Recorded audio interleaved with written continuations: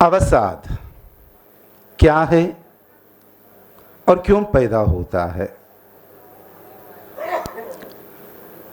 मैं सच कहूं, मैंने सोचा चलो सब कुछ जानने वाला इंटरनेट क्या कहता होगा अवसाद के बारे में। आज प्रातःकाल स्नान संध्या आदि से जब निवृत्त हुआ, मैंने ये अवसाद शब्द टाइप किया। माइक्रोसॉफ्ट का एज कह करके एक सॉफ्टवेयर है, उसमें तो सबसे पहली पंक्ति जो आई है, अवसाद का मुख्य कारण क्या है अभी तक ज्ञात नहीं है। मैं आपको स्क्रीनशॉट दिखा सकता हूं। इंटरनेट यह बता रहा है अवसाद ब्रैकेट में डिप्रेशन, इसका मुख्य कारण क्या है अभी तक ठीक से पता नहीं है। फिर भी कुछ कारण हम गिना सकते हैं कह करके इंटरनेट ने कुछ साधन और कुछ कारण गिनाए हैं। चलिए इस अवसाद शब्द को समझते हैं। अवसाद को समझने से पहले स्वास्थ्य को समझना अनिवार्य है। वैदिक परंपरा में स्वास्थ्य क्या है, आधुनिक परंपरा में स्वास्थ्य क्या है? मैं यहां पर दोनों की एक छोटी सी बात आपसे कहूं। आधुनिक विज्ञान को मैं प्रणाम करना चाहता हूं। आधुनिक विज्ञान के अंदर जो सबसे बड़ी अच्छी बात मुझे लगती है वो ये है अपनी कमियों को स्वीकारना और हमेशा अपने आप को सुधारना। असतोमा सद्गमया हम बोलते हैं, पर उसको वास्तविक व्यवहार में मॉडर्न साइंस लाती है। वो पल पल अपने आप को असत्य से दूर करके सत्य की ओर ले जाने की चेष्टा करती है साइंस, आधुनिक विज्ञान। पर हम जब प्राचीन शास्त्रों की ओर देखते हैं, वहां एक दूसरी बात दिखाई देती है। वहां पर हमें संशोधन की गुंजाइश ही नहीं दिखाई देती। क्या समझ में आ रहा है? प्राचीन शास्त्रों में संशोधन की गुंजाइश ही नहीं होती, क्योंकि पहले से ही जो कहा खरा खरा है। परिवर्तन की आवश्यकता वहां होती है जहां पहली कही गई बात के अंदर कोई कमी रह गई हो, कोई गलती रह गई हो। तो आधुनिक विज्ञान ने पहले हेल्थ की परिभाषा की, the definition of health. But unfortunately, दुर्भाग्य से, आधुनिक विज्ञान ने पहले स्वास्थ्य को जैसे देखा, उसने केवल शरीर के साथ देखा। आप जाकर के आधुनिक मेडिकल साइंस की वो क्रमिक विकास को देख सकते हैं। हेल्थ, स्वास्थ्य, स्वास्थ्य का मतलब केवल मनुष्य के भौतिक शरीर से जुड़ी हुई एक बात है, एक तथ्य है। किंतु आजकल आधुनिक भौतिक विज्ञान ने अपने आप को एमेंड किया, अपने आप को सुधारा, अपने आप को ठीक किया, और उन्होंने हेल्थ के साथ एक शब्द और जोड़ा, वह है होलिस्टिक हेल्थ। एक क्या है पहले? हेल्थ। उसका संबंध केवल शरीर तक था। फेफड़े ठीक है कि नहीं, गला ठीक है कि नहीं, हृदय ठीक है कि नहीं, लीवर ठीक है कि नहीं, उसका संबंध केवल शरीर के अंगों तक था।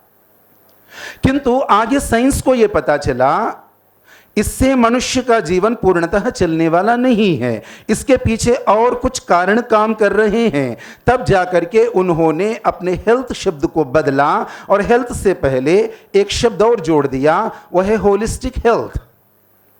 अब जब होलिस्टिक हेल्थ की बात कहते हैं, सर्वांगीण स्वास्थ्य की बात कहते हैं, तो वो शरीर के साथ साथ कुछ बिंदुओं को आज और जोड़ते हैं। किस किस को जोड़ते हैं? स्पिरिट, आत्मा को जोड़ते हैं। माइंड, मन को जोड़ते हैं उसके साथ। तो इस प्रकार से आधुनिक साइंस अपने आप को एमेंड कर रही है, यानी कि अपने आप को सुधार रही है।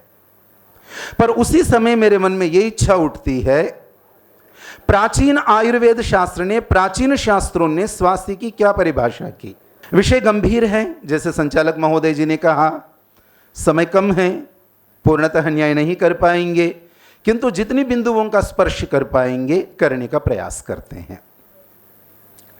तो आधुनिक दृष्टिकोण देखने के बाद में प्राचीन दृष्टिकोण में आते हैं, स्वस्थ कौन है? क्या आप कोई परिभाषा देना चाहेंगे अपनी ओर से? स्वस्थ व्यक्ति की परिभाषा क्या है? तो वेदों का एक उपवेद आयुर्वेद वेदों में प्राप्त ज्ञान को अपनी भाषा में व्यक्त कर रहा है। क्या कहता है? समदोषः, समाग्निश्च, समधातु मलक्रियः। 3 बातें कही ऊपर, व्याख्या नहीं है। चौथी बात यहां पर कही जा रही है, प्रसन्नात्मेन्द्रिय मनः, प्रसन्न आत्मा इंद्रिय मनः स्वस्थः इत्यभिधीयते।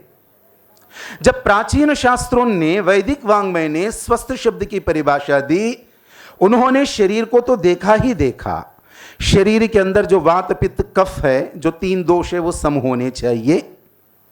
शरीर के अंदर जो अग्नियां हैं, जाठराग्नि आदि आदि, वो भी सम होना चाहिए।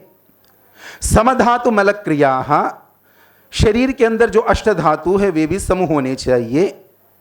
और मल विसर्जन की प्रक्रिया, चाहे थूक के द्वारा, चाहे आंसू के द्वारा, चाहे नासिका के द्वारा, चाहे मूत्रेंद्री मलेंद्री के द्वारा जो मल विसर्जित होता है, एक्सर्शन, जिसको अंग्रेजी में एक्सर्शन कहते हैं, वो क्रिया भी ठीक चलनी चाहिए।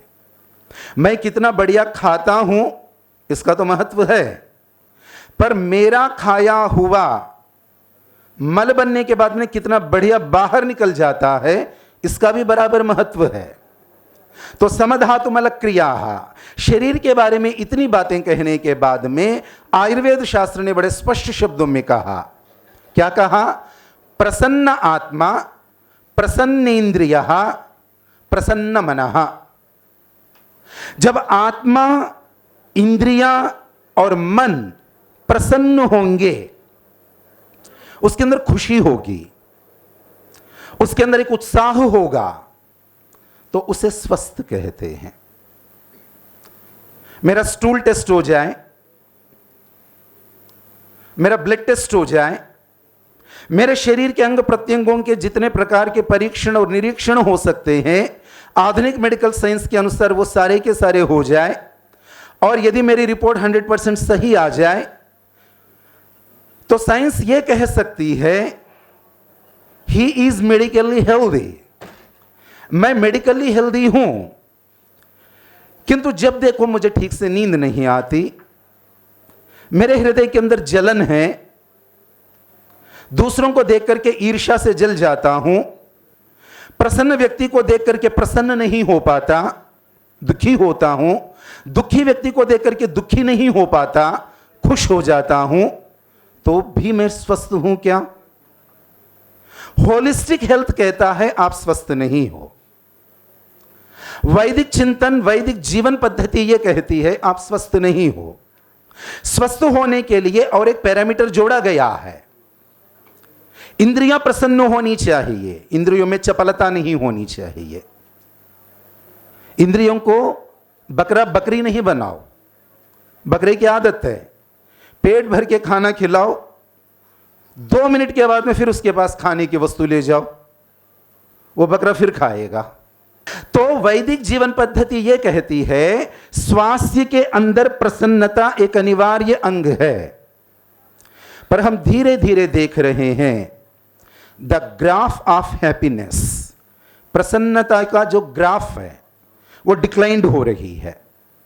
ध्यान देना, आजकल आधुनिक दृष्टि से जब दुनिया को देखा जाता है तो आधुनिक लोगों ने अलग अलग इंडेक्सेस बनाए हैं, इंडाइसेस कहिए, अलग अलग इंडेक्स बनाए हैं।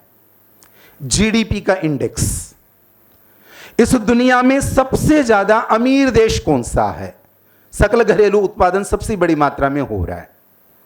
पर बहुत जल्दी आंकड़े इकट्ठे करने वालों को मजबूर होना पड़ा, GDP index is not the only index which can serve humanity. GDP index ही सब कुछ नहीं है अपने आप में, उसके बाद में उन लोगों को एक हैप्पीनेस इंडेक्स बनाना पड़ा। कौन से देश के अंदर लोग ज्यादा खुश है, ज्यादा संतुष्ट है, ज्यादा प्रसन्न है, दीर्घजीवी है, जब इसकी गिनती की गई तो आश्चर्यचकित कर देने वाले रूप से संपन्नता की दृष्टि में जो टॉप 5 में देश थे, पैसे की दृष्टि से, संपन्नता की दृष्टि से, डॉलर, सोना, इस दृष्टि से जो टॉप 5 देश थे, हैप्पीनेस इंडेक्स में उन 5 देशों में से किसी देश को जगह नहीं मिली।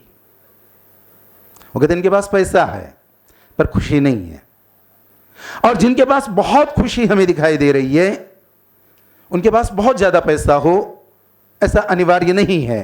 तभी जाकर के उपनिषदों का वचन याद आता है, न वित्ते न तर्पणीयो मनुष्य।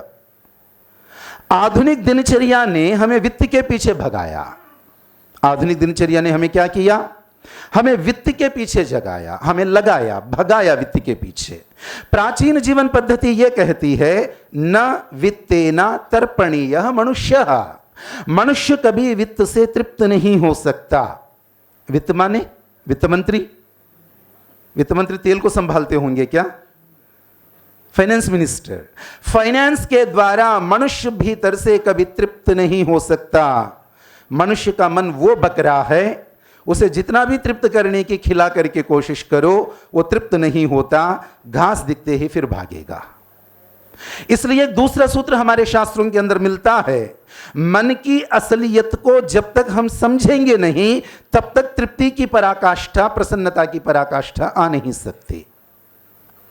महर्षि मनु ने कहा, महर्षि दयानंद जी ने सत्यार्थ प्रकाश में भी दिया, न जातु कामः कामानां उपभोगेन शाम्यति हविषा कृष्ण वर्त्मेव भूय एवाभिवर्धते। प्राचीन जीवन पद्धति हमें यह बताती है, यह शास्त्र सिखाता है हमें सीधा सीधा, कामनाओं को भोगने के द्वारा कामना शांत नहीं होती। सुंदर रंग रूप को देख करके आज तक कौन सी आंख तृप्त हो गई होगी? आह बस। मन भावन संगीत को सुनकर के कौन से कान तृप्त हो गए होंगे? बस। अब तो जो सुनना था सुन लिया, अब सुनने की आकांक्षा नहीं है। कहते हैं कि न जातु कामः कामानां उपभोगेन शाम्यति। कामनाओं के उपभोग के द्वारा कामनाएं तृप्त नहीं होती, बल्कि कामनाओं को हम इस प्रकार से तृप्त करने की कोशिश कर रहे हैं जैसे घी डाल करके आग को बुझाने की कोशिश कर रहे हैं। तो यहां पर आकर के संयम का पाठ आता है। मेरे से पूर्व विद्वानों ने जो बातें कही है, मां गृधः मत करो, गिद्ध मत बनो। आधुनिक बिजनेस के मॉडल को समझिए, प्राचीन बिजनेस के मॉडल को एक बार समझिए। तो आज हमारा जो जीवन है, यह जीवन कॉमर्स के द्वारा संचालित है। आप जो सोचते हो, आप जो पहनते हो, आप जो खरीदते हो, इसमें आपकी मर्जी कहीं पर भी नहीं है। पर्दे के ऊपर नाचने वाले, मैदान के ऊपर खेलने वाले कुछ लोग आपके मस्तिष्क को नियंत्रित कर रहे हैं।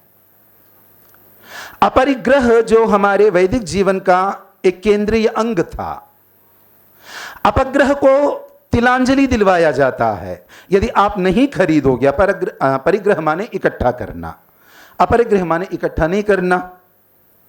यह साड़ी मैंने 3 साल पहले उस फंक्शन में पहन ली थी, अब मैं दोबारा कैसे पहनूं इस साड़ी को?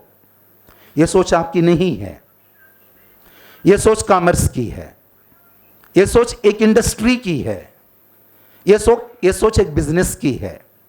आज मैं जो भी पी रहा हूं, उस बिजनेस के द्वारा प्रचालित होकर के, प्रेरित होकर के पी रहा हूं।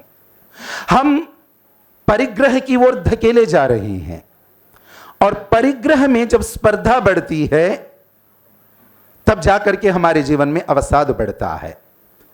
एक छोटी सी बात, जिस पानी को, जिस ऊष्मा को, माटी के कणों को पाकर के जो बीज पनपता है, अंकुरित होता है, महावृक्ष में परिवर्तित हो जाता है।